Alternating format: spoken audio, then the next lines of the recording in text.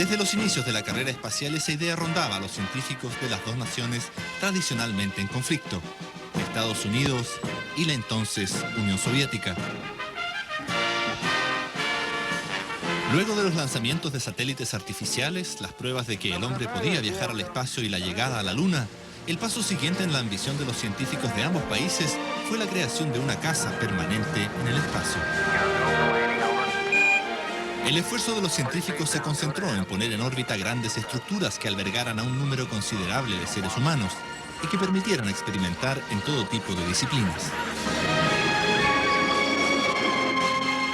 Una estación espacial es una nave espacial bastante más grande, digamos, que las normales, que permiten mover a los astronautas desde la Tierra hacia la órbita terrestre, que está ubicada en una órbita baja, alrededor de 200, 300 kilómetros de altura, y que permite que astronautas o cosmonautas puedan vivir en ella por un tiempo bastante prolongado.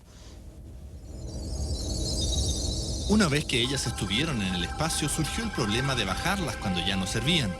Problema nada de despreciable si se considera que las estructuras son armadas por piezas en el espacio y que no tienen propulsión propia, es decir, no pueden aterrizar por sí mismas. La caída de la Estación Espacial Mir no será la primera experiencia de esta naturaleza en la historia espacial. En 1979, la estación orbital Skylab, de procedencia norteamericana, se vino abajo ante la expectación mundial. Había sido puesta en órbita 6 años antes para realizar múltiples experimentos y comprobar si el hombre podía resistir largos periodos de permanencia en el espacio. Pero inesperados aumentos en los niveles de radiación solar alteraron su trayectoria. La Skylab comenzó a caer. Los técnicos de la NASA intentaron en vano controlar la caída. Gracias a la gestión del Centro Espacial de Peldehue de la Universidad de Chile, pudo evitarse un desastre de proporciones. Científicos chilenos le dieron a la Skylab una última señal a través de radio. El laboratorio espacial comenzó a girar sobre sí mismo, lo que le permitió seguir una trayectoria más ordenada hacia la Tierra. Aún así se estrelló en el noroeste de Australia, esparciendo fragmentos de más de 1 tonelada de peso. Paralelamente y en un marco de serias confrontaciones ideológicas, la Unión Soviética realizaba sus propias experiencias en estaciones orbitales, conocidas como la serie Salyut, un conjunto de 7 estaciones espaciales puestas en órbita entre 1971 y 1986. 6 de aquellas estaciones regresaron sin problemas. Con la Salyut 7, sin embargo, los cálculos fallaron. Argentina y Chile fueron alcanzados por fragmentos. El 7 de febrero de 1991, un campesino en las cercanías de Osorno encontró en su parcela este objeto. Sin saber qué hacer con él, lo entregó a carabineros, quienes después de algunas averiguaciones establecieron de qué se trataba. Era un pedazo de la estación orbital Salyut 7, que había caído de una altura de 400 kilómetros a una velocidad de 200 kilómetros por hora. La estación orbital, del tamaño de una casa rodante y de 40 toneladas de peso, supuestamente iba a caer en el Caribe. Toda la experiencia acumulada con las estaciones Salyut le permitió a los rusos desarrollar uno de los proyectos espaciales más grandes que ha existido, la Estación Espacial Mir. El 20 de febrero de 1986 fue lanzado el módulo Core, el tronco, desde donde se articularían todos los dispositivos que la formarían. Fueron 160 millones de caballos de fuerza rumbo al espacio.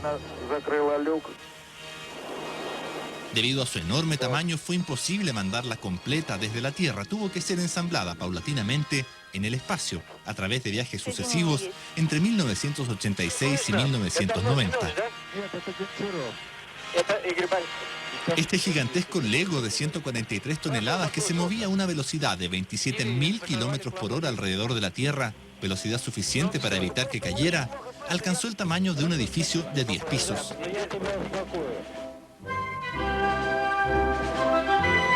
Dentro de sus estrechos compartimentos habitaron 104 cosmonautas y astronautas, incluyendo a 62 extranjeros de 11 países. Sergei Avdeyev fue uno de los hombres que más tiempo permaneció a bordo. En las sucesivas misiones que integró completó un total de 748 días.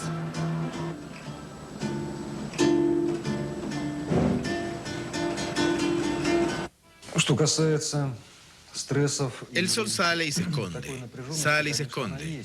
Pero nosotros nos guiamos por la hora de Moscú. Por la mañana nos despertamos, nos cepillamos los dientes, hacemos las necesidades fisiológicas, desayunamos.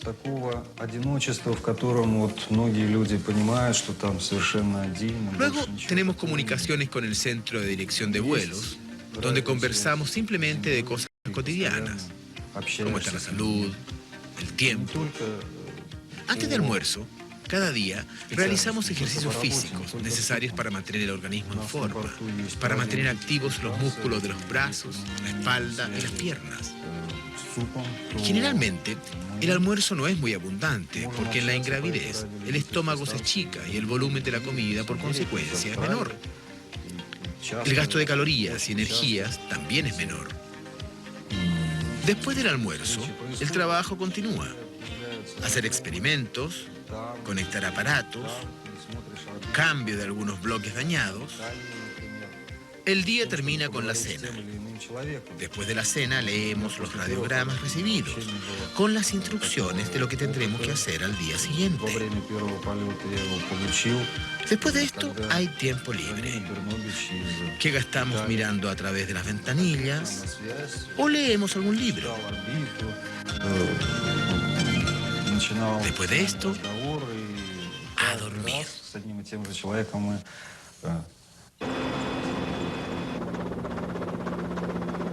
La larga permanencia de estos hombres en la estación Mir permitió comprobar que el ser humano puede vivir en el espacio, pero a un alto costo aún no resuelto: la grave descalcificación en sus huesos y la pérdida de masa muscular.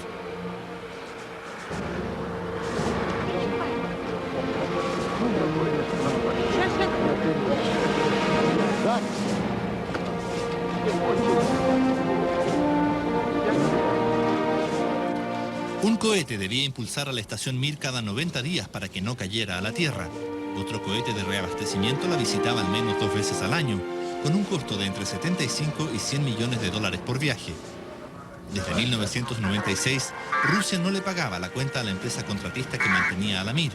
Estos altos costos tenían un objetivo científico.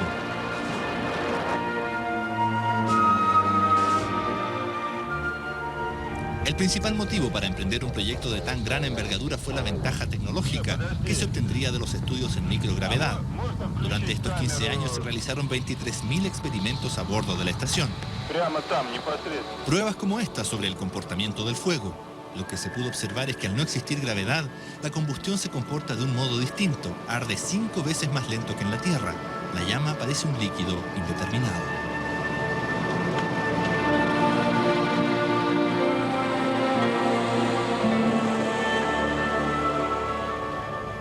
Otro experimento consistió en abrir un globo a pocos metros de la Mir. La hostilidad del medio hizo que se reventara abruptamente. El cambio de presión fue demasiado fuerte. Aún así, se pudieron captar imágenes sorprendentes, jamás realizadas en el espacio.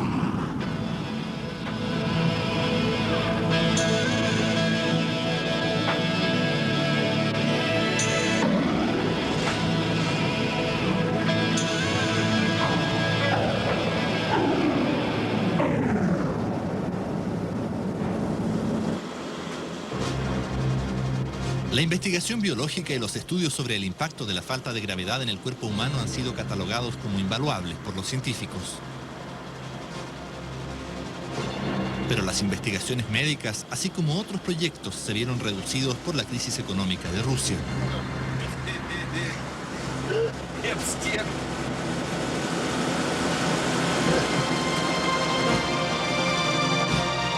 Los problemas económicos, eso sí, no eran algo nuevo para la estación Mir. Cuando terminó la Guerra Fría a comienzos de los 90 y tras la desaparición de la Unión Soviética, Rusia suspendió los vuelos programados a la estación espacial. Un solo hombre tuvo que pagar el precio: Sergei Krikalev, el astronauta que trabajaba en la Mir en el momento en que el mapa geográfico de su país cambió. Como no existían fondos para irlo a buscar, se vio obligado a permanecer solo durante 10 meses en la estación. En julio de 1995 se celebró una fiesta a 396 kilómetros de altura. Estados Unidos se acopló con la Mir, iniciando un periodo de cooperación económica que duró hasta 1998, con el fin de entrenar a sus astronautas para la futura Estación Espacial Internacional. Estados Unidos invirtió $400 millones.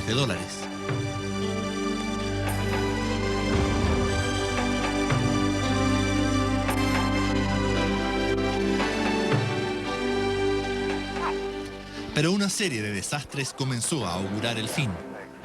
1997 fue el año negro de la estación. La vieja estructura daba las primeras señales de su precario estado. El 24 de febrero de 1997 se produjo un incendio de 90 segundos. Un poco después del lanzamiento de esta cápsula, se produjo una combustión espontánea. Los tripulantes utilizaron rápidamente extintores de fuego. El episodio, considerado gravísimo, podría haber hecho colapsar la estación. Ese mismo año falló 2 veces el sistema del generador de oxígeno y un simple virus en el computador personal de un astronauta puso en aprietos las comunicaciones con la Tierra. Como si esto fuera poco, un astronauta desconectó accidentalmente un cable de gran importancia para el funcionamiento de la estación. El computador central falló, impidiendo que la estación pudiera orientarse hacia el Sol para proveerse de energía. Pero el desastre de mayor magnitud fue el choque accidental de una nave de abastecimiento Progress con la cabina Spectre y con los paneles solares. La colisión hizo que la Mir presentara serias pérdidas de energía. En algún minuto se habló de abandonar rápidamente la estación para evitar pérdidas humanas. Si el impacto hubiese sido más violento, los astronautas habrían sentido un infinito dolor de oídos justo antes de que sus cuerpos reventaran por el cambio de presión.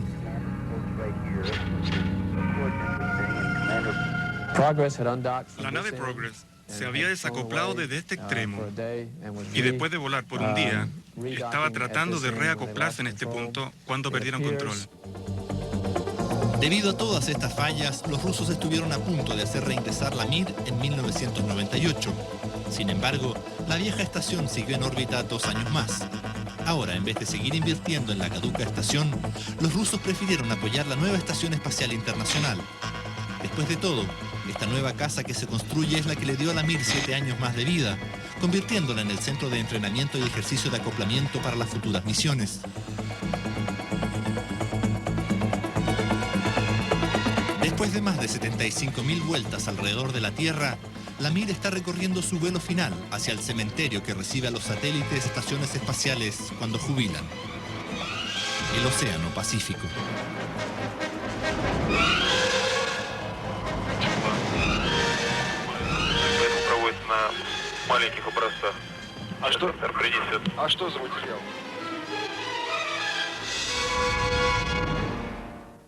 El Pacífico, y el Pacífico Sur en particular, un eterno cementerio de chatarra espacial y también el patio de ensayos nucleares como Mururoa.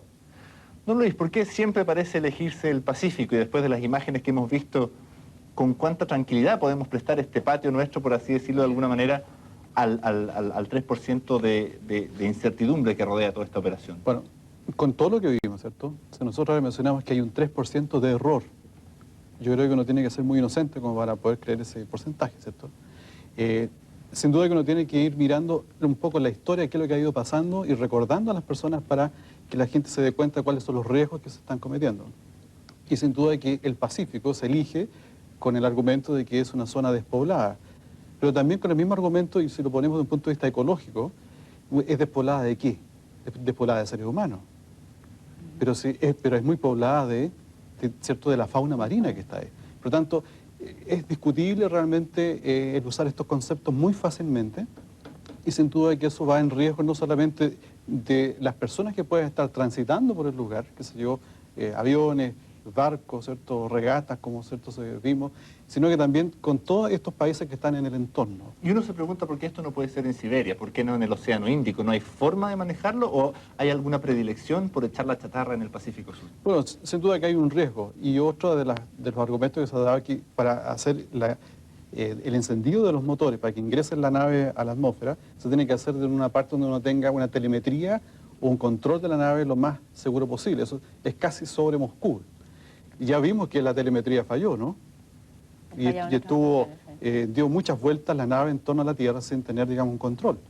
Por lo tanto, si nosotros usamos ese argumento, y si nosotros usamos el argumento de la baja de densidad de población, todo pareciera que este es el mejor lugar. Le estamos diciendo a los dueños propietarios o instituciones de estos, digamos, ciertos objetos, bueno, el lugar más adecuado pareciera, digamos, ¿cierto?, que es el Pacífico. La pregunta es, ¿hay alguna reacción que nosotros podamos dar? Sin duda que es un problema que va más allá de una simple opinión de personas, sino que es una cosa más bien de política internacional, digamos. Ahora, lamentablemente, por esta vez al menos, la Mir va a caer en el Océano Pacífico y quisiera preguntarle, porque tenemos aquí una imagen de cuál va a ser la trayectoria, digamos, supuesta, digamos, que va a seguir la Mir cuando regrese a la Tierra. Y los objetos, hablamos de objetos de hasta 700 kilos, otros más pequeños. ¿Cómo ocurre eso, digamos? ¿Cómo se desperdigan esos objetos y cuál es el impacto que tienen al llegar a Tierra? Bueno, cuando va ingresando este objeto, ¿cierto?, como mencionábamos antes, va a ir dando tumbos en principio, ¿cierto?, porque realmente es asimétrico, no es como una bala de cañón, ¿cierto?, que ahí uno puede usar una balística tradicional, usar la mecánica tradicional, digamos. En este caso va a ir dando tumbos y cuando llegue a alturas del orden de los 70, 75 kilómetros de altura, prácticamente viene la fricción la más importante. Se produce una gran resonancia, una vibración tan grande que destruye prácticamente en trozos grandes y en trozos pequeños. Y más aún se puede dar el caso, ¿cierto?, que los mismos trozos que salieron producto de este estallido vayan a romper otros trozos y se puede producir una dispersión muy grande. De hecho, debido a aspectos netamente inerciales, ¿cierto?, los objetos más grandes caen más lejos, los objetos más pequeños caen antes. Por lo tanto, se empieza a producir una dispersión de material en torno al área de impacto. Y por eso se habla de una zona de impacto tan grande, de 6.000 kilómetros de largo por 200 kilómetros de ancho. Por eso se habla de una zona de impacto tan grande, ¿cierto? Ahora, si uno cree el porcentaje del 97% de certeza de que va a quedar en esa zona de impacto. Entonces uno dice, pero en realidad son 6.000 kilómetros, claro. O sea, realmente es más largo que Chile, digamos, ¿cierto? Claro. O sea, por supuesto que si yo elijo en la mitad del hemisferio sur, tengo una certeza del 100%. Entonces depende de qué área yo vaya a elegir y qué porcentaje yo voy a tener. Por otro lado, la pregunta que uno se puede hacer es, ¿de qué porcentaje estamos hablando? ¿Qué significa? ¿El 3% de error en el ingreso o el 3% de error en el área de impacto? ¿Están asociados? ¿Es lo mismo? Entonces realmente esas preguntas quedan como bastante poco claras y sin duda que no hay una aclaración al respecto, queda todo en nebulosa. Y cuando uno ve este mapa que, como mencionábamos, está en este sitio web, en el www.mirreentry.com, uno ve que ahí cerca probablemente no se vea en ese mapa, pero está la isla de Pascua muy cerca de ahí. ¿Qué posibilidades hay de que en algún minuto pudiera caer algo sobre tierra firme, en este caso la isla de Pascua? Pero eso va a depender un poco de la dinámica de la destrucción de este objeto. Dios quiera que no pase nada muy espectacular, pero si realmente se va destruyendo de una manera, digamos, no predecible, va a producirse una dispersión mucho más grande, más allá de los 200 kilómetros de ancho que se está mencionando en la trayectoria, ¿cierto? Podría ser un poco más, y si ese es el caso, por supuesto que aumentaría un riesgo, digamos, entre los sectores que están ahí. La experiencia que se tiene es con objetos de unas 40 toneladas, ¿no es cierto?, que claro. eran las Salyut. Sin duda, como yo lo mencioné en algunas oportunidades por ahí, ¿cierto? Nadie tiene experiencia en bajar este tipo de naves, y eso realmente no lo podemos negar, o sea, no hay nadie que tenga experiencia. Por supuesto se tiene experiencia en subir y bajar, digamos, ¿cierto? Trozos, módulos, ¿cierto? La cohetería también sube y baja, ¿cierto? Se ha bajado a los astronautas, cosmonautas de una manera bastante segura, pero estamos hablando de una estructura que es la más grande, artificial, que va a ingresar a la Tierra. La Skylab era la mitad de esta, de la estación Mir. Las toneladas son del orden de 70 toneladas, ¿cierto? Y aquí estamos hablando del orden de 140 toneladas. Correcto.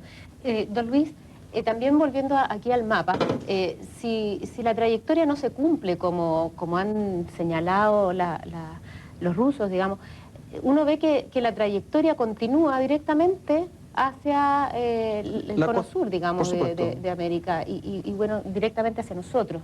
Exacto. ¿Qué se puede esperar de eso? Bueno, digamos si nosotros vemos la parte histórica, como ya también se mencionó, ¿cierto?, en algunas partes de los videos que hemos visto, está la Salyut 7 que cayó prácticamente en el sur de Argentina, en la zona pacífica. Esa le falló combustible, por lo tanto fue a dar allá. Pasaron restos volando por el sur de Chile. Y eso es lo que vimos en la nota también, claro. Ese objeto. Los testigos visuales que estaban en el norte de Chile en el año 96, que se acercaron a entregarme información porque ellos vieron una bola de fuego pasando por sobre Tocopilla en dirección a Bolivia. Nadie les puede decir, usted lo que vieron es falso, o sea, usted lo que vieron es algo equivocado. Lo que vieron fue simplemente la Mars 96 destruyéndose en el cielo. Muchísimas gracias, Luis. Aún quedan algunas horas para la caída de la estación Mir y según los últimos cables será este viernes a las 9:30 de la mañana, hora de Moscú. En Chile serán las 3:30 de la madrugada. Y esperamos que la Mir le haga honor a su nombre y caiga en forma pacífica, ¿no es cierto? Y si usted quiere estar al tanto de lo que vaya ocurriendo con la Mir, revisar imágenes exclusivas de lo que fue vivir en ella y todos los antecedentes de su historia, no deje de consultar nuestro sitio web www.canal13.cl. Hasta aquí este programa especial sobre el último vuelo de la Mir. Han hablado agoreros, hemos tratado de traerles todas las respuestas científicas. Y nos despedimos ahora con imágenes de la que será nuestra única casa en el espacio, la Estación Espacial Internacional. Reflejo de una nueva era de cooperación mundial y portal de nuevas promesas, ojalá, para seguir soñando con las estrellas. Muy buenas noches.